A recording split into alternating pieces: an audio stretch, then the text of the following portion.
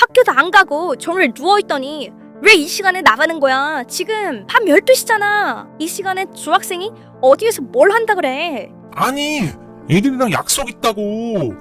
친구들 엄마 아빠는 아무도 신경 안 쓰는데 왜 엄마만 뭐라고 하는 거야? 학교도 안 가고 종일 누워서 뒹굴뒹굴 하루 종일 폰과 게임만 하던 현우. 새벽이 되자 친구들과 약속이 있다며 나갑니다.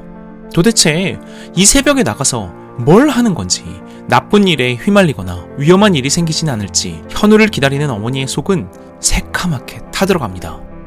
부모님은 결국 센터큐를 찾으셨고 현우는 정확히 3개월 만에 새벽 탈출을 멈췄습니다. 센터큐와 함께라면 사춘기 자녀의 새벽 외출 스스로 통제하게 할 수 있습니다. 그리고 부모님도 이제 편안하게 잠 주무실 수 있습니다. 걱정 마세요. 지원센터큐가 해결해 드립니다. 새벽 탈출 들어보신 적 있나요? 부모님 몰래 새벽에 집에서 탈출한다는 의미로 사춘기 아이들이 즐겨하는 일종의 놀이? 일탈입니다. 아이들 사이에서 새탈이라고 불리는 이 일탈을 포털 사이트에 검색하면 새벽 탈출을 하는 방법부터 걸렸을 때의 대처법, 놀이 후기까지 각종 정보가 가득합니다. 보시는 것처럼 새벽 탈출은 현 시대의 많은 사춘기 아이들이 일삼고 있는 행위입니다. 하지만 부모님들의 입장에서는 걱정되고 염려가 될 수밖에 없죠. 실제로도 문제가 발생할 가능성이 매우 높습니다. 15년 노하우를 가진 센터큐가 분명히 말씀드리겠습니다. 새벽 탈출, 각 유형에 따른 해결법만 알면 대응하고 해결할 수 있습니다. 우선 새벽 탈출 유형 3가지를 말씀드리겠습니다. 아이가 새벽에 무엇을 하는지에 따라 아이들의 유형을 다음과 같이 분류합니다. 첫째, 자유갈망형. 둘째, 침묵형. 셋째, 범죄 유흥형입니다. 자유갈망형은 친구를 만나거나 무리를 지어 다니지 않습니다. 또 범죄를 저지르거나 유흥을 즐기지도 않습니다. 다만 인적이 드문 새벽에 혼자만의 자유를 누리고자 합니다. 도대체 왜 그럴까요? 이들은 대부분 학교를 안 가고 낮에는 잠만 자고 일어나선 핸드폰이나 게임만 합니다. 생활 패턴이 무너져 있고 시간을 적절히 활용하지 못하는 경우가 대부분입니다. 생활 습관이 잡혀있지 않고 살고 싶은 대로 제멋대로 살아가죠. 그럼 행복하기라도 해야 하는 거 아니야? 결코 아닙니다. 오히려 우울하고 무기력한 모습을 보입니다. 저희 센터큐는 학생들의 핵심 원동력을 소비적 쾌락과 생산적 쾌락으로 나눕니다. 소비적 쾌락은 말 그대로 먹고 놀고 소비하는 즐거움이고, 생산적 쾌락은 노력하고 헌신해서 이뤄내는 미래를 위한 성취의 즐거움입니다. 자유갈망형 아이들은 소비적 쾌락에 집중되어 있어 생산적 쾌락을 얻을 수 없습니다. 따라서 아무것도 하지 않고 있다는 일종의 죄책감과 심리적 압박감을 느끼고 있죠. 이러한 불쾌한 감정과 스트레스에서 벗어나기 위해 인적이 드문 새벽 시간대에 자유를 누리고자 하는 것입니다. 혼자 새벽 탈출을 감행한다고 안심해서는 절대 안 됩니다. 요즘 아이들의 경우 부모님 세대와 다르게 오프라인을 넘어 온라인으로 얼마든지 관계를 확장하고 나이와 상관없는 모임이 형성되곤 합니다. 또 인적이 드문 새벽에는 뜻하지 않은 일에 놓일 수 있습니다. 다시 말해 자유갈망형이 다음으로 설명드릴 침묵형이 되고, 가장 심각한 유형인 범죄 유흥형으로도 발전할 가능성이 있습니다. 따라서 적절한 해결책이 꼭 필요합니다. 두 번째는 바로 침묵형입니다. 세타를 즐기는 가장 많은 아이들이 바로 침묵형입니다. 또래 또는 친한 이들과 놀기 위해 새벽 탈출을 합니다. 범죄를 저지르지도 유흥을 즐기지도 않습니다. 따라서 아이들 스스로는 건전하게 놀고 있다고 자신합니다. 새벽 탈출을 일탈 정도로 가볍게 생각하는 경우죠. 이 유형의 아이들은 편의점에 들러 야식을 먹고 동네 놀이터나 공터를 활보합니다.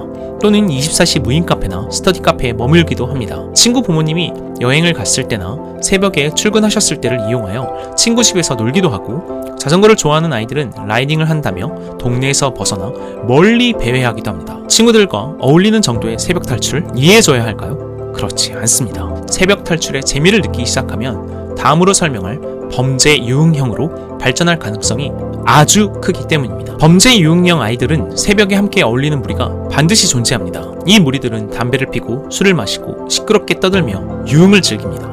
동네 공원이나 으슥한 공터에서 이렇게 놀고 있는 아이들을 종종 보셨을 텐데요. 네, 맞습니다. 이런 아이들이 요새는 꽤나 많습니다. 모여서 놀다가 술이나 담배가 부족하면 편의점 물건을 훔치기도 하고, 서로를 자극하고 함께 해보자고 유도하면서 자전거나 오토바이를 절도하고, 이런 경험이 쌓여 나중에는 무인 가게나 자동차에서 현금, 물건, 심지어 차까지 훔치는 큰 범죄를 저지르기도 합니다.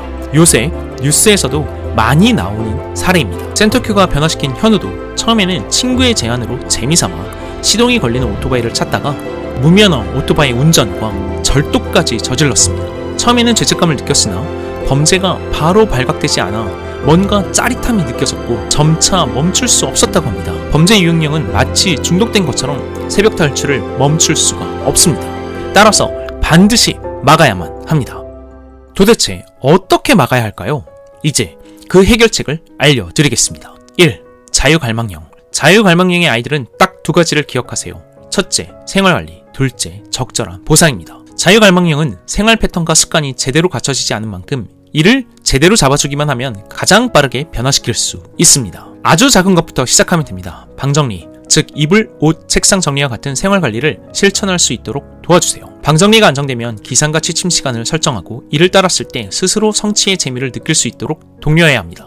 성취를 했을 때 적절한 보상까지 더해주시면 점차 생활의 모든 면이 조금씩 개선되는 아이의 모습을 보실 수 있으실 겁니다. 적절한 보상은 노력에 따른 일별 평가를 통한 용돈을 주고 3일 이상 꾸준히 잘 지켰을 경우 평소 일별 용돈의 10에서 30%의 보너스 또는 갖고 싶어 했던 물건 중 소박한 것을 선물해주는 정도면 충분합니다.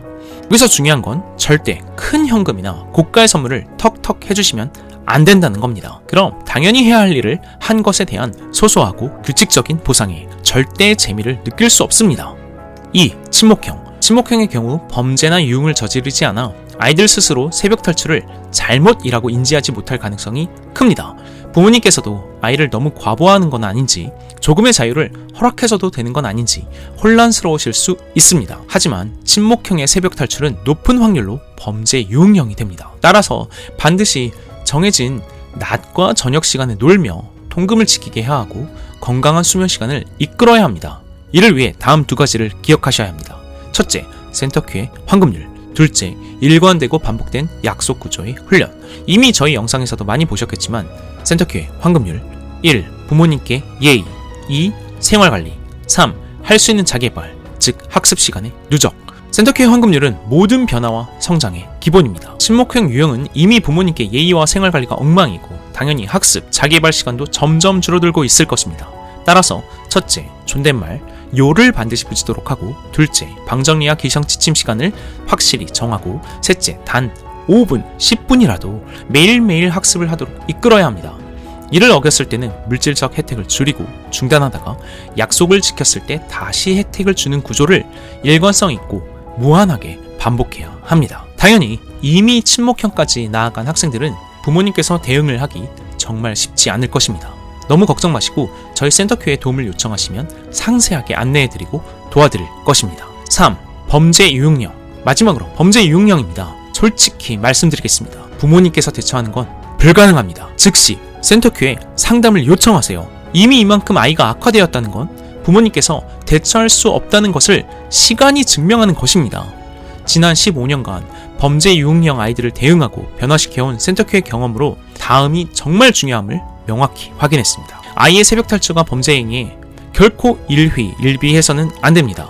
아이가 이미 범죄와 유흥을 맛본 만큼 새벽 탈출 대응이 장기전이 될 수 있다는 것을 인식하셔야 합니다. 절대 부모가 아이를 사랑하는 여린 마음, 마냥 걱정되는 마음으로 대응을 안 하고 그냥 알아서 정신 차리길 기다리면 절대 안 됩니다. 반드시 강력한 대응으로 아이에게서 주도권을 되찾아야 합니다. 강력하게 대응해서 아이가 더 나쁜 범죄를 저지르면 어쩌지?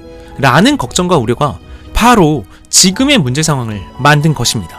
그냥 믿고 기다리고 해달라는 걸 다 해주면 좋아지지 않을까? 라는 잘못된 감정적 기대가 지금 제멋대로 부모에게 무례하고 밖에 나가서는 불법 행위를 일삼는 상황을 만든 것입니다.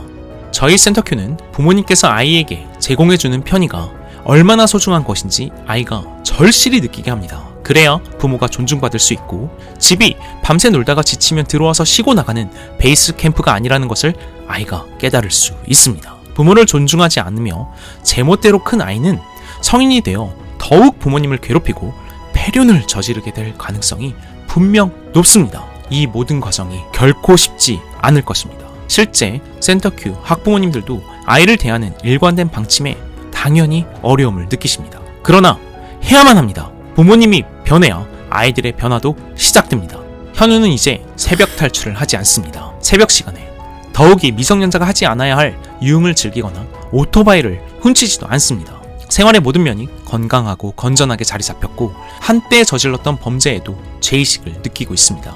부모님께 죄송하며 이제는 효도하고 싶다는 이야기도 합니다. 격동의 사춘기 시기, 한창 호기심이 많고 혈기왕성하기에 부모님 시대 때는 상상도 하지 못했던 새벽 탈출을 얼마든지 감행할 수 있습니다. 센터큐의 반복된 대응을 일관되게 진행하고 올바른 변화 절차를 밟으면 아이들은 분명 변화됩니다. 꼭 기억하세요. 새벽 탈출을 절대 쉽게 간과해서는 안 됩니다. 저희 센터큐가 사춘기 학생들이 노는 것을 싫어하거나 막는 것은 절대 아닙니다. 사춘기 아이들도 지켜야 할 선은 반드시 지키게 해야 한다는 것입니다. 새벽 탈출로 걱정하시는 부모님들, 15년간 한 길만을 걸어온 센터큐가 신속하게 확실히 도와드리겠습니다. 혼자 고민 중이신 자녀 문제를 댓글로 남겨주세요. 성공 사례와 함께 센터큐만의 15년 노하우를 면밀히 알려드리도록 하겠습니다. 자녀 고민, 더는 혼자 걱정 마세요. 센터큐가 해결해 드립니다. 끝까지 시청해주셔서 감사드립니다. 걱정 마세요. 지원센터큐가 해결해 드립니다. 좋아요, 구독, 댓글은 저희에게 큰 힘이 됩니다. 꼭 부탁드리겠습니다. 감사합니다.